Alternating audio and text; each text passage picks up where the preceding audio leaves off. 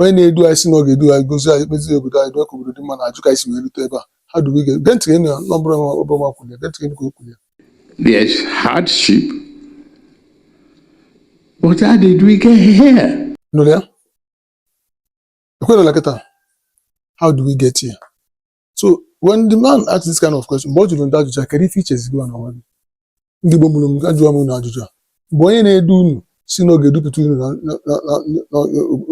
ihe dupụta unu n'obodo ọma dupụta unu n'ihe dupụta unu na-agụụ dupụta unu na isi ike ga-edupụta unu ga-adịla unu na mma dupụta unu onwe nri ọfụma na-ajụzi unu